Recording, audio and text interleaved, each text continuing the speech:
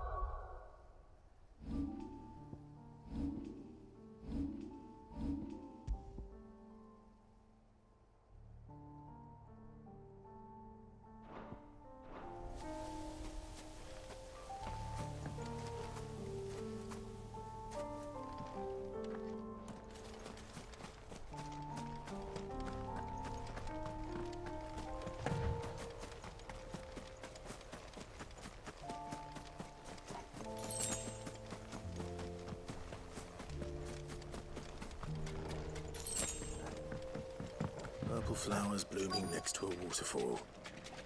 Shouldn't be too hard to find.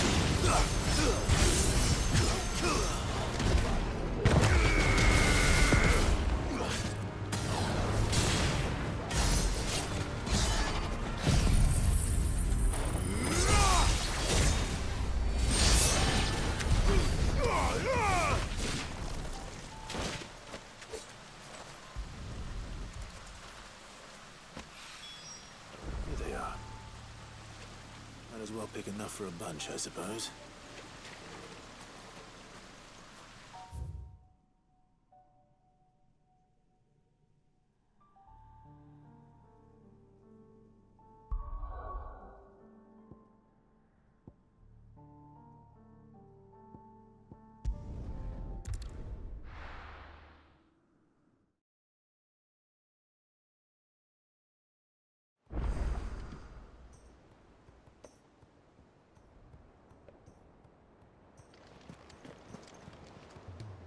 Uncle, I bring good news. The Field Marshal has agreed to your plan. Ha! Of course he has. I didn't doubt you for a moment, dear boy. Rutherford is accompanying him back to your manor in Porter's Alder as we speak. They will await your return there. As will one other. One other? Who, exactly? Lord Havel was concerned that even if he could get the realm's armies to agree to an accord, he might not be as successful in convincing those with political power. He asked if I might have a solution, and I suggested a certain Imperial Lord Magistrate turned Liberator. One of your co-conspirators? Master Quinton would probably call me one of his. But yes. Another outlaw, then. Just the thing we need to put these rotten politicos in their places. Good thinking, Clive. I'm glad you approve. The more the merrier, eh? Uncle, assuming Havel and Quinton can solve our problem with the armies, you still haven't mentioned how we might manage the grain shortages. Oh, don't you worry, my boy. The 7 high houses will be seeing to that. They have all agreed to make the most generous of donations. Oh, of course, it did take a little persuasion, but luckily I had some unexpected help. From who? Why, you, my boy. Rumor has it that you rescued the Lady Ariane's head steward Rockford from a horde of bloodthirsty bandits. It was more of a handful. Well, the old battle-axe was so pleased. She had a shipload of talents delivered to my private docks by the next new moon.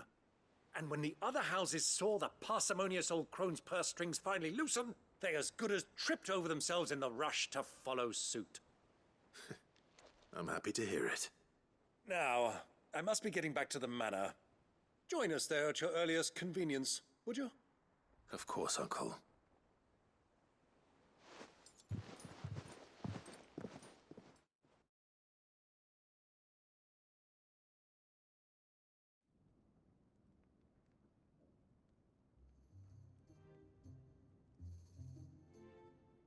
And how, pray tell, will we get that grain to the capital if the roads are still overrun with Akashic?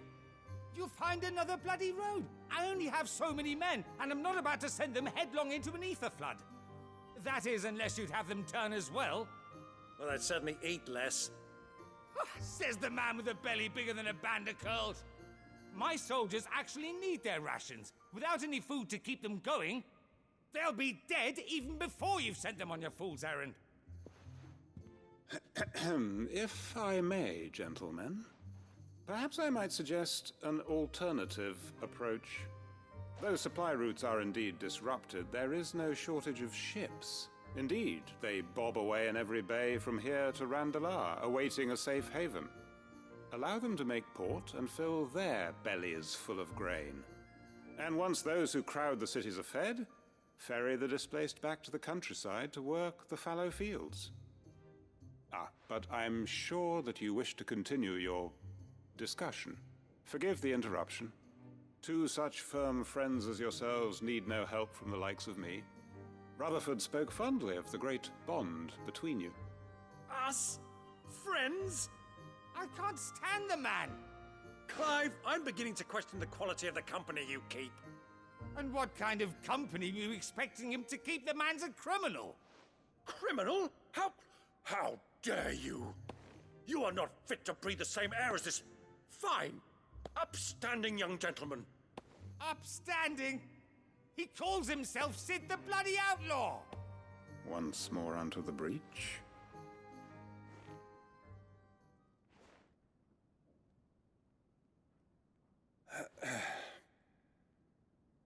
Shall we begin again? What we seek here is not to create a new nation, nor to claim the thrones of those that already exist. We wish simply to bring stability to the realm that mankind might weather the current storm. And to do that, we must convince those in power, the generals, the statesmen, the nobles, that our cause is just. There will be disagreements, yes, and I imagine some resistance, much resistance. But we cannot let that deter us. If we show them the path, show them that we walk it ourselves, then I am confident they will follow. The fate of the world lies in my nephew's hands. But the well-being of her people lies in ours. And we must not squander the chance that Clive has given us. Uncle Byron, Now, with that settled, let's move on to the signing of the Accord. For what great moment in history hasn't been accompanied by a little ceremony?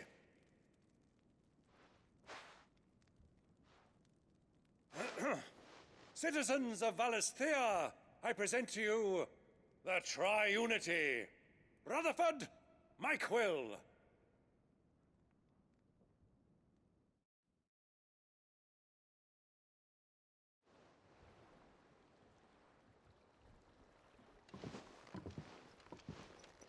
Well, my boy, the stage is set. that it is. This is the role you were born for. Now I ask only that you trust in the talents of your supporting cast. We shall play our parts to the best of our abilities, that you might have the opportunity to shine. The realm needs its Sir Crandall.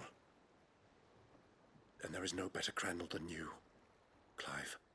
I want you to keep this signed accord as proof of our faith in you. I will. Thank you, Uncle.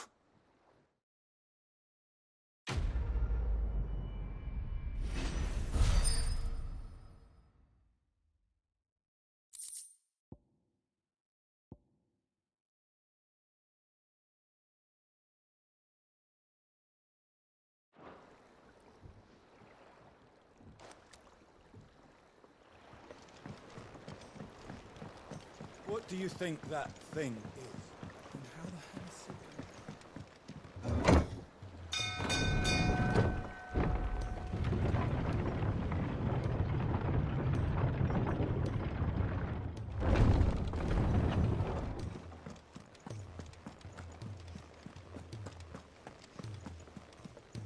it? You should have. Welcome back, Sid. Welcome back, Sid. Yes. Welcome back. Trip wasn't too much of a pain in the arse, I hope. Truth be told, it was me who suggested roping you in to help with the trial. But from what I hear, things didn't go quite as planned. No, they most certainly did not.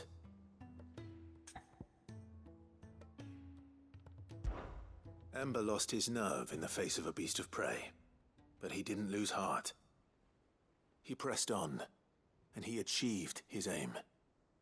And is that not what we ask of our scouts? Indeed it is. Thank you for your honest appraisal, Sid. The fact remains, however, that Ember will not always have a battle-hardened warrior on hand to pluck him from the jaws of peril. All I have gleaned from this trial is that without someone watching his back, Ember is little more than a liability. Wait, Sergeant.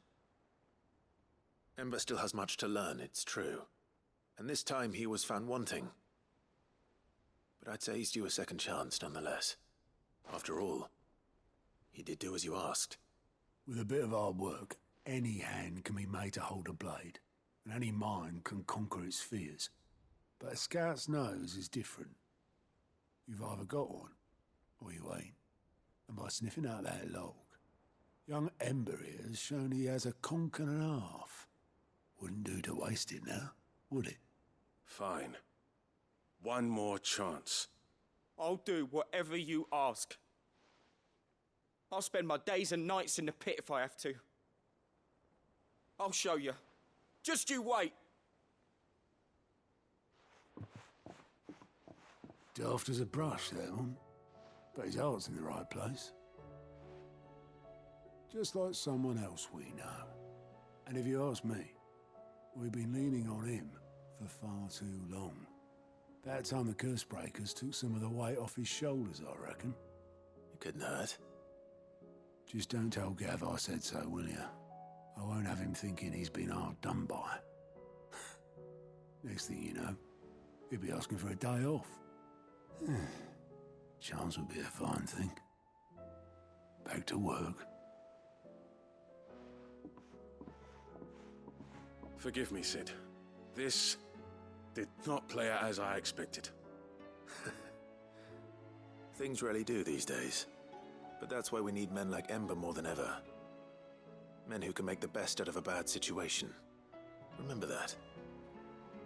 I will, Sid. Thank you.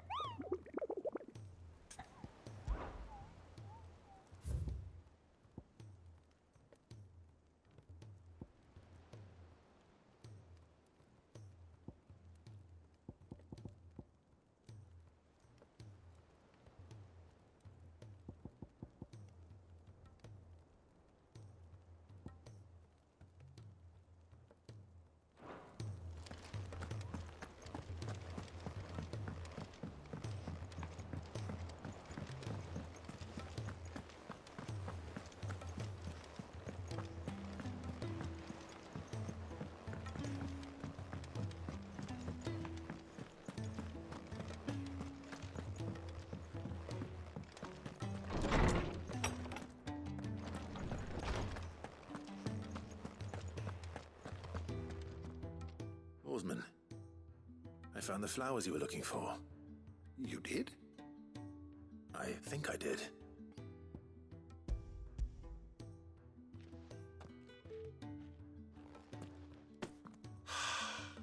You did indeed. My dear boy, thank you. You wanted to make Dion a gift of one, did you not? Shall I invite him to join us? Oh, I don't... It's no trouble. I'll go and fetch him.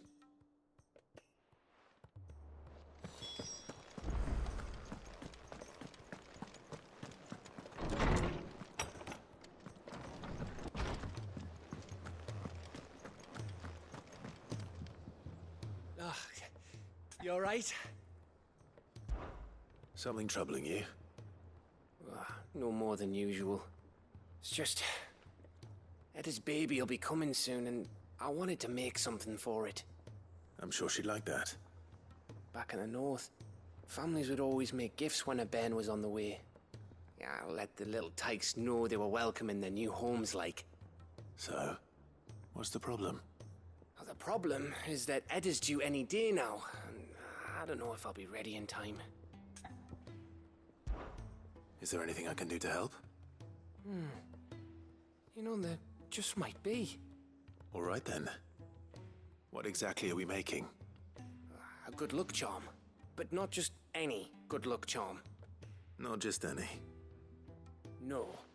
One made from the feather of a silver chocobo. There's naught luckier in all the realm, or so we used to say back home anyway. Thing is, they're hard to come by. Had Otto and Karen check with their suppliers, but nothing.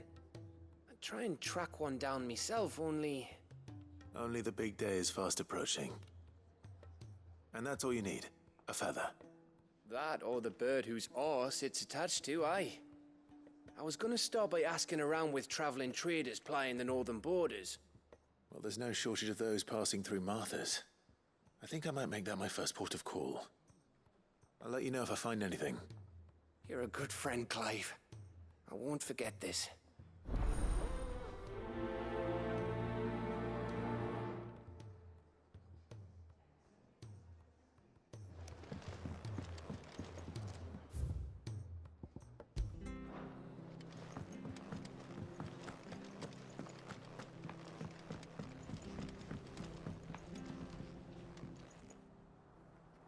Your Highness, would you do me the honor of accompanying me?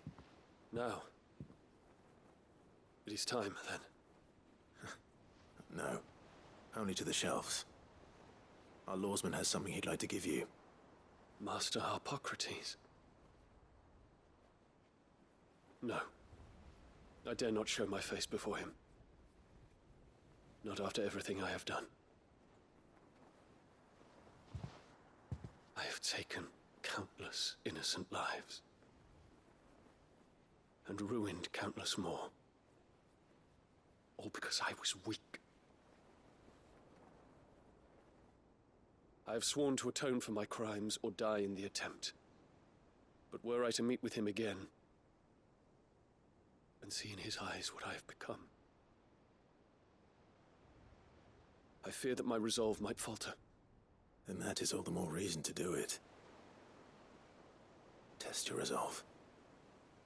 Prove to yourself, and to him, how strong it truly is.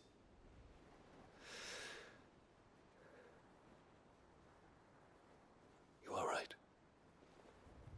I must, at the very least, offer him my gratitude. Very well, then. Take me to him. Follow me.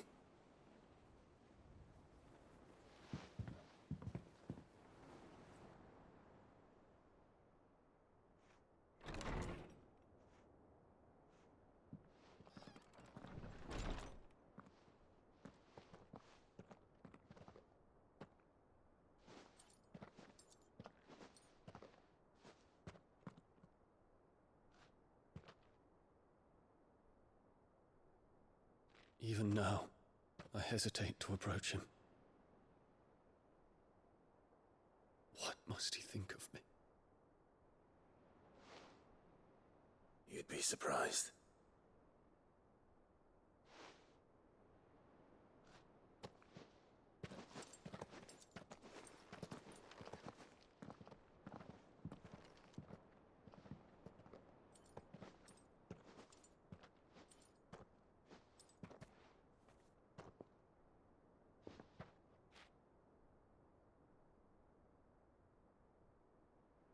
Master Harpocrates, pray, accept my apologies for leaving your tutelage before my studies were complete. Your lessons opened my mind to a world quite unlike the one I had imagined from within the gilded confines of the palace. And I shall be forever grateful for the efforts you made to enlighten me. Lift up your head, Your Highness. The deeds of youth require no apology. That you took the time to visit me says much about the man you have become. Now, there is something I would like to show you.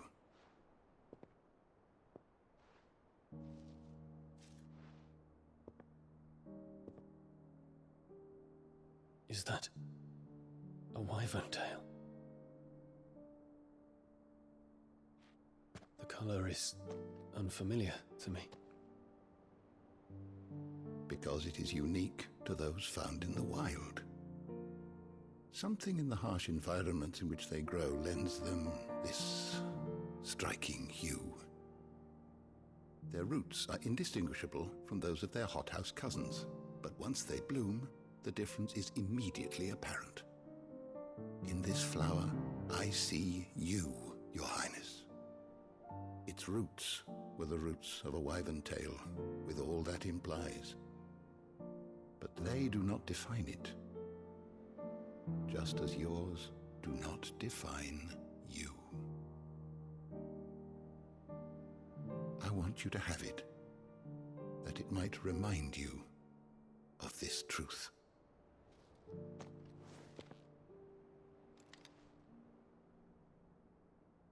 Master Harpocrates, I would ask of you a service.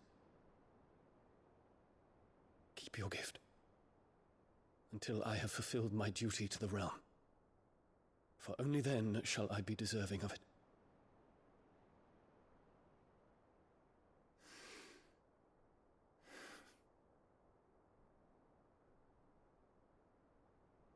As you wish, Your Highness. I shall await your return.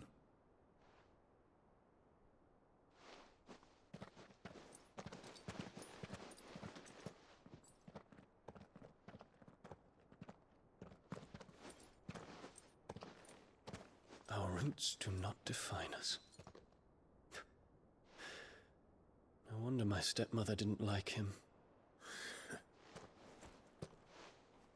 For reuniting me with memories I had thought long lost.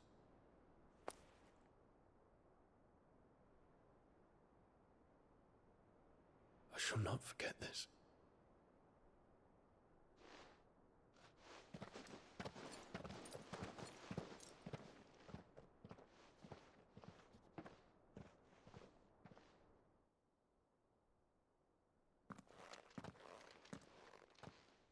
Thank you, Clive. Were it not for you, I fear I might never have found the right moment to speak with him. Not to mention the wyvern tales. I shall plant their seeds, that I might not disappoint His Highness upon his return. I hope the soil in the hideaway is to their liking. Why, these flowers bloomed in the bleak, black wastes of Waloed. I'm sure Nigel's yard will suit them to a T.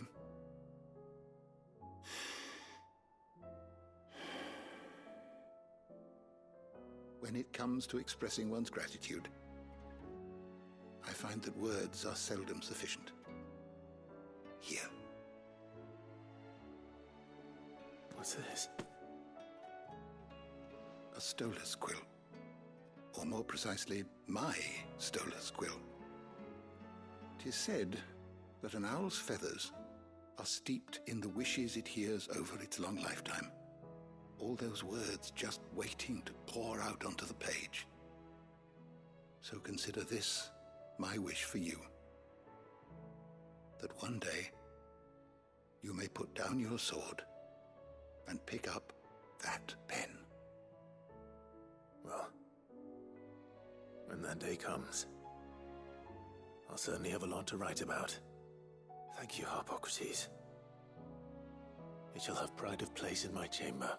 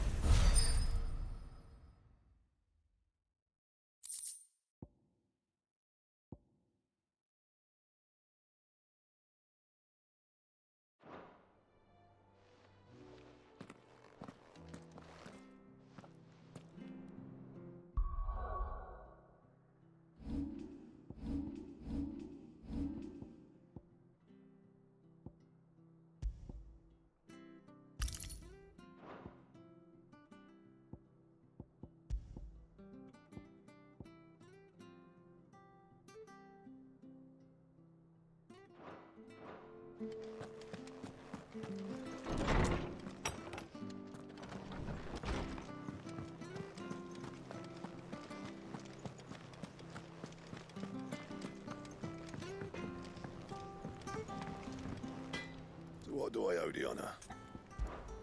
So, will it be?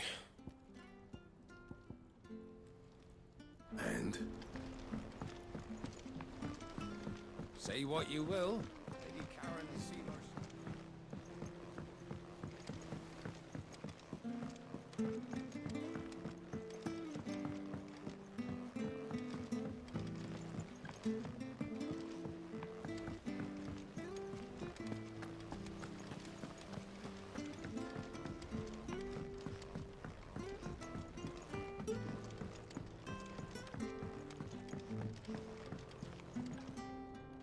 Mid, tell me this is all you need.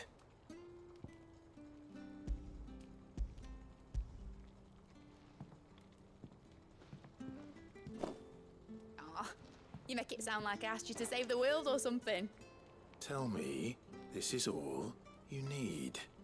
It's most of what I need. After you left, I went over the figures again, and I realised I'd forgotten a 1 and a 0. And a cogwheel. Just a tiny one. Though, that's the problem. Gears that small are a bastard to make, and I may have lost the one Blackthorn spent a fortnight toiling over. Wait. The children. When they took apart your scales, there was a tiny brass gear. Now that I think about it, they didn't use it when we put the scales back together. The young'uns? But why would the... You know what? I don't want to know. I'll keep working on the model. You go and find that cog.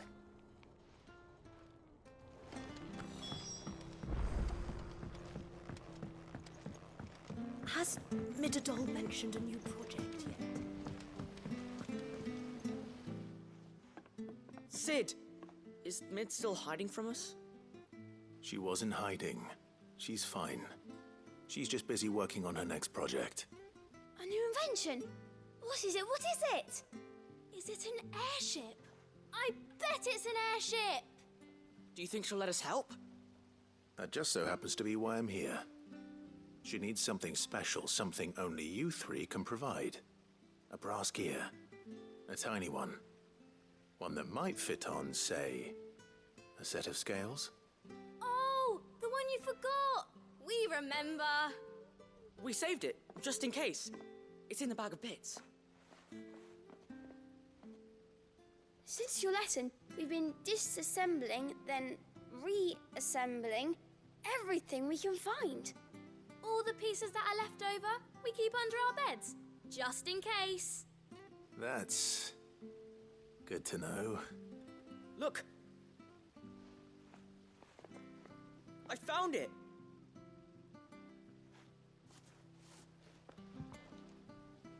Is that all? Just the gear? We have more parts if Mid needs them. That's all for now. But I'll let Mid know about your hoard. Just in case. Thanks, Sid.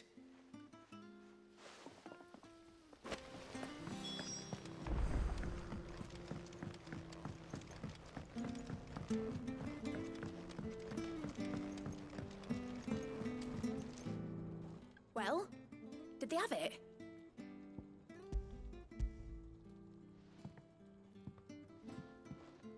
They did. And they kept it somewhere nice and safe. Will it work? Will it work? It's perfect! You're a genius, Clive. What exactly are you going to use it for? Only the most important job of all. The wings aren't going to move on their own, but with the right cog in the right place. Well, you just wait and see.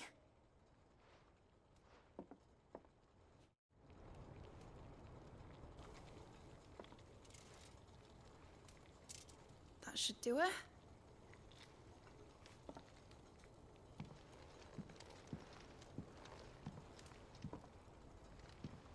Here goes nothing.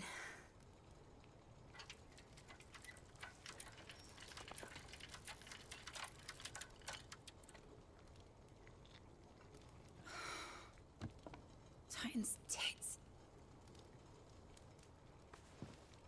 It wasn't supposed to fly, was it?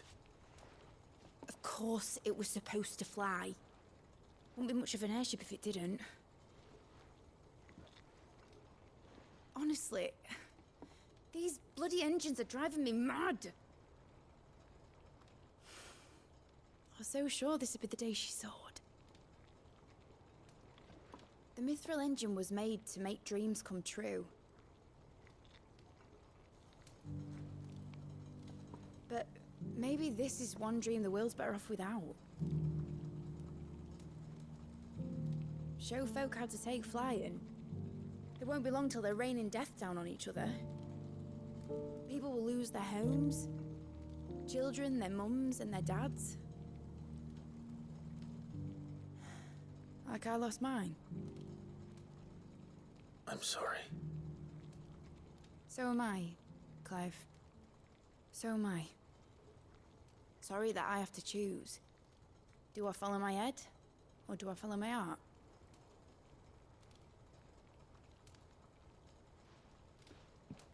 Good question. The first time I stood on the deck of your ship, felt the wind in my hair. It was like I was flying. But imagine how it would feel to actually do it. My dad always said there were two ways of living life. Chasing a dream or shuffling to your grave. And he were right. Right about a lot of things. Not that I like to admit it. People need dreams to chase. Especially in a world like this.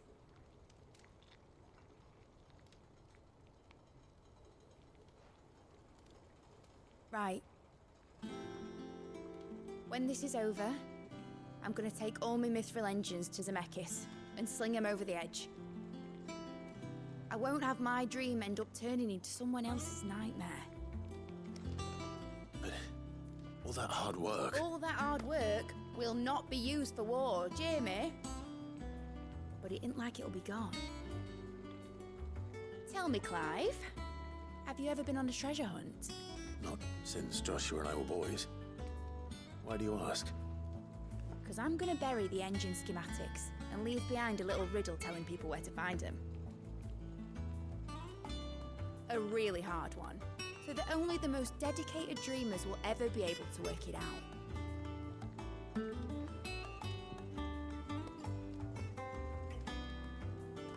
Ooh, I can picture it now.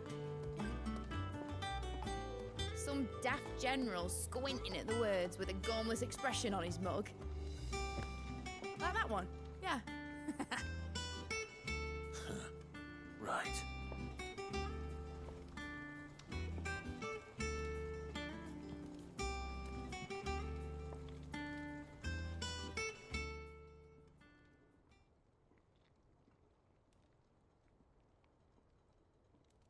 Of course, if I'm putting this engine at the end of a treasure hunt, I'll still need to make it a treasure worth hunting for. Won't be much of a prize if it couldn't even make a toy boat fly after all. My dad always said, dream big. But it ain't the size of a dream that's important, is it, Clive? Only that it's a good one. And I reckon I've got a fair few good uns left in me. I'm sure you do.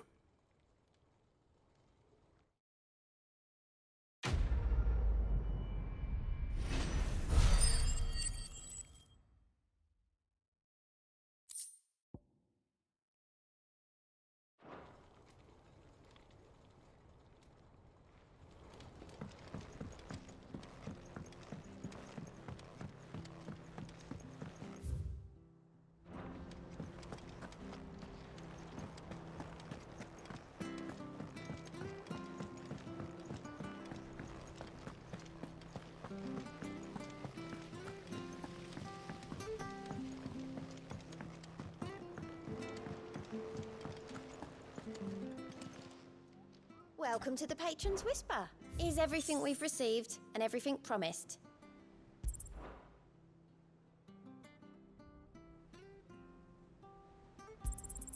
All yours.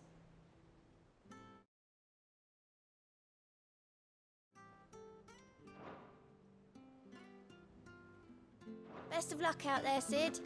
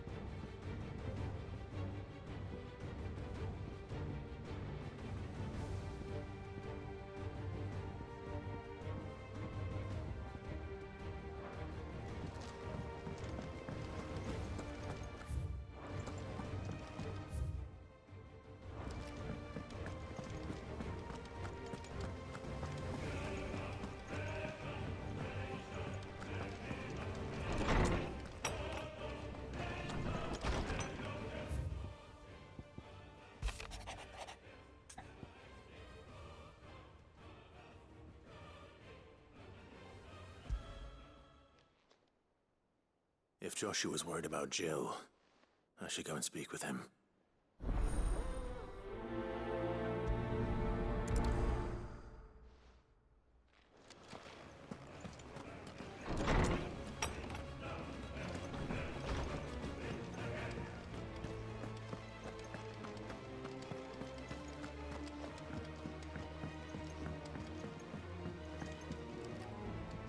Joshua, I read your message.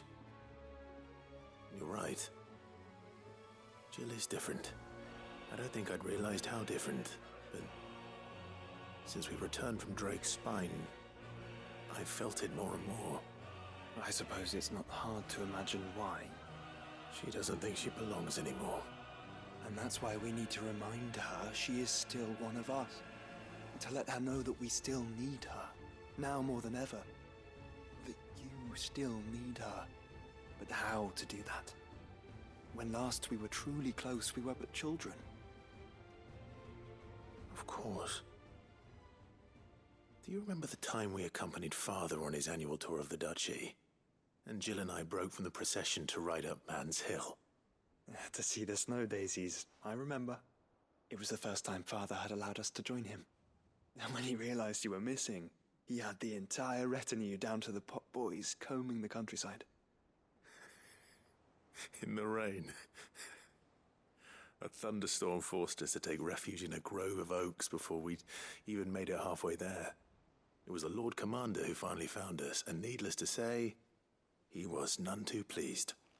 Then it seems you and Jill have unfinished business. What do you say? Man's Hill. It's not that far. Oh, true. Though I suspect it is also much changed. Little in southern Rosaria remains as it was when we were children. You're saying I should go and scout the area for bandits? I'm saying we should first go and see if there are actually still any snow daisies left. What would you do without me, Clive?